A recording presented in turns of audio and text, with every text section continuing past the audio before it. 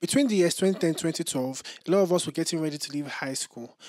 For the Gen Zs watching this, you were probably in primary six. That's not my point. My point is within those years, 2010, 2012, there was this aesthetic that a lot of the youth and teenagers had in Nigeria, and the aesthetic was I don't listen to Nigerian songs. Those years had the boom of the earlier smartphones, so the Symbian phones, the very early versions of the Android phones. Everybody was buying Technos and HTCs and whatnot. And then with the boom of this Symbian and Android phones came the boom of websites like WapTrick and WapDam and WapDay. And generally, the youth and the teenagers in Nigeria were basically just downloading songs and downloading it from online. So this also coincided with the time when a lot of us started having DSTVs in our houses. I mean, in my house, we had DSTV like since, but around this time, people were getting DSTVs, and the guys that couldn't afford DSTVs were getting like MySpace or MyTV, not MySpace, MySpace is anyways, my TV, like they were just getting like all these strong and all these weird dishes. But yeah, around that period, there was like a lot of foreign content that was coming into Nigeria. And thus, the Nigerian youth, in the bid to want to seem forward thinking, were like, I don't listen to Nigerian songs. Obviously, that's not where I'm going to. This is a movie review channel, so I don't talk about music. The point I was trying to pass across is that, like, in more recent times, this aesthetic doesn't really exist anymore. Everybody listens to Nigerian songs, Nigerian artists are winning Grammys, Obama is listening to Rema, and the general aesthetic of, I don't listen to Nigerian songs has been dropped. Anyways, there's a more recent aesthetic of I don't watch Nigerian films that is going on. And I think this boils down to the fact that there are like two sets of Nigerians that don't watch Nollywood movies. I think the first set of Nigerians that don't watch Nollywood movies are the ones that probably were watching the old Nollywood, or the only movies they've seen are bad films and does have like that stereotypical outlook to Nollywood films. And the second set of people are the ones that want to maintain that aesthetic of, I don't watch Nigerian films because they think it makes them cool. This video is not for the later set of people. So if you're one of those people that thinks that, I don't watch Nollywood and you think that's like a cool thing and you want to keep that aesthetic, this video is not for you. You can just like swipe, or I don't know what you're using to watch it, or like click, but just move on because this is not your video. But then if you're one of those people that the only movies you've seen are bad films, and just stay around. I also realized that a lot of my friends are not Nigerians, and when I'm usually promoting my videos and say, you guys go and watch my reviews, either they watch the reviews because, this is my guy, or they don't watch it because they don't know Nigerian films. I then decided to do a beginner's guide to watching Nollywood films. So if you're either Nigerian and you've not seen Nollywood films, but because you think they don't make good films, or you're not Nigerian at all and you've never seen a Nigerian film ever, I'm literally the first Nigerian you are seeing. You don't even know what Nigeria looks like, and you want to, pick up this addiction of watching Nollywood films, then this is a list of all of the best Nigerian films on Netflix by genre. So, little disclaimer, I only will be talking about Nigerian films on Netflix in this video. In subsequent videos, I'll probably talk about like maybe Nigerian films on Prime or Nigerian films on Iroko. I mean, everything on Iroko is Nigerian, but my point is, for this video, it's only Netflix.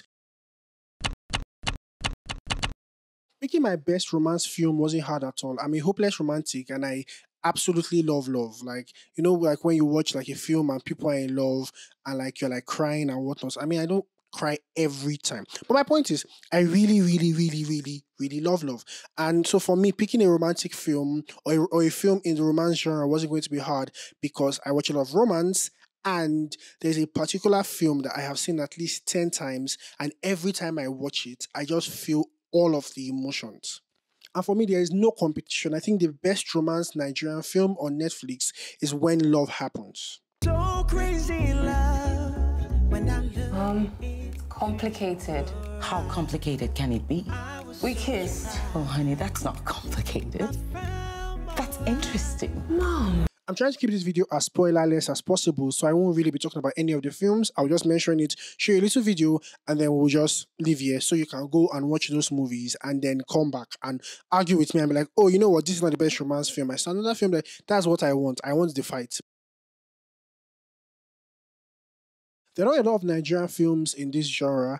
In fact, there's literally only one Nigerian film in this genre on Netflix. So if you have to see a Nigerian film and you are literally looking for sci-fi, then the closest thing to that is Day of Destiny.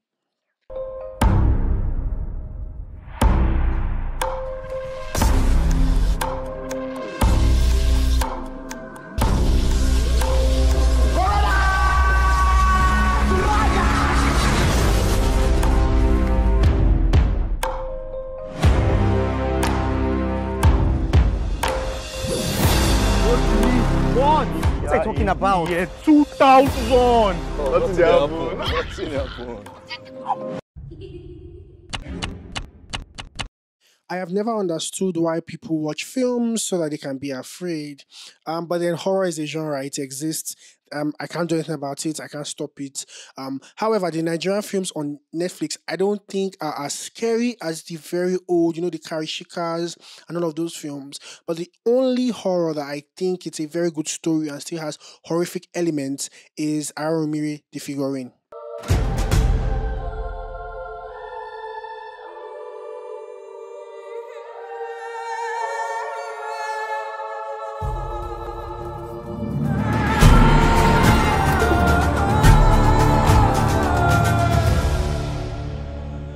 Something evil in my house.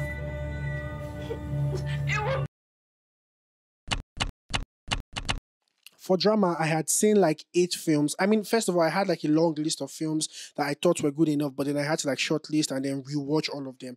And I think the one that takes the cake, that I literally like the best drama film on not on Nigeria, on Netflix Nigeria, or Nigerian film on Netflix, is Elevator Baby. Stop with the shouting, though. You are not the only one in this elevator. Stop giving me a migraine. Oh, God.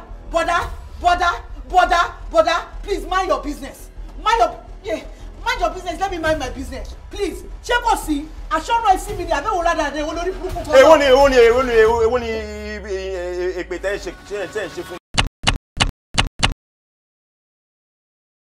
So I don't live a life of crime, but I really love watching crime on TV. And I think the best Nigerian crime drama by far, like, first of all, I think this is the best Nigerian crime drama anywhere. But then on Netflix, it's Kemi Adetiba's King of Boys. Shola Shobowale as Oba is literally the most Pablo Escobar person that you would see anywhere. I mean, the only other person that is probably more Pablo Escobar than her is Tinubu. But anyways, the point is, that film, go see it.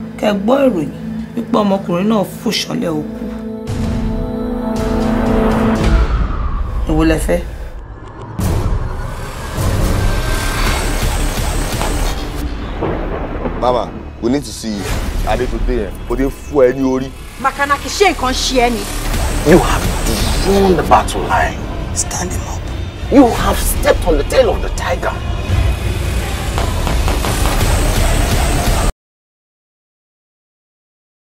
Rom-com. I just told you how much I love romance, and I've seen a lot of romance films. But for romance, like I said, it was like straight up. For rom-com, I had like 6-7 films again that I had to rewatch. And it was really messed up because I was so in my feelings because I had to watch those films in 2 days. So yeah, don't do that. Don't watch like 6 romance films in 2 days. You would just text all your exes. Anyways, for rom-com genre, I think the best film that I saw on Netflix that like really, really sits in the box of what a romantic comedy is Isuke. You. Do I know you? Oh my God, it's you with the pink thong. Oh, come on, don't be ridiculous. You literally just spoke to me. You can't hide. What are you doing in my office? So when you think of Nigerian films, you don't really think of fantasy. When you think of fantasy, you think more about like Maleficent or like vampires or like Dracula, like all of these like fables and folklores and whatnot. And you don't really see a lot of Nigerian films in those genres or in those like places. However, I think there are like Nigerian films that are coming up now that are filling this gap, and it's really nice. My best bets for you if you want to watch a Nigerian fantasy film on Netflix is Sylvia. Of all people, should have known that this day would come. How am I supposed to know that the day would come where you would fall in love with somebody else? What did you expect, Sylvia? You're not even real. If you like to see a Nigerian fantasy film not in English, then you should probably check out one of the films that I just reviewed, Anikulapo.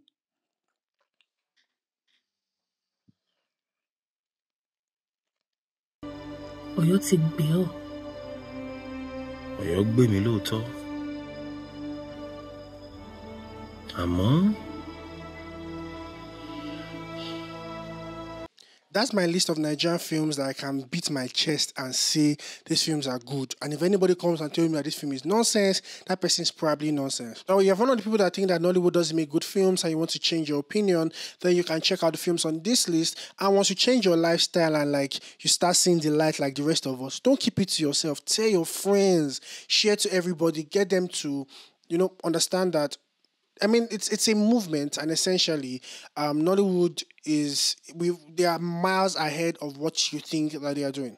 So if you like this video, please like it. It shows me that you like it.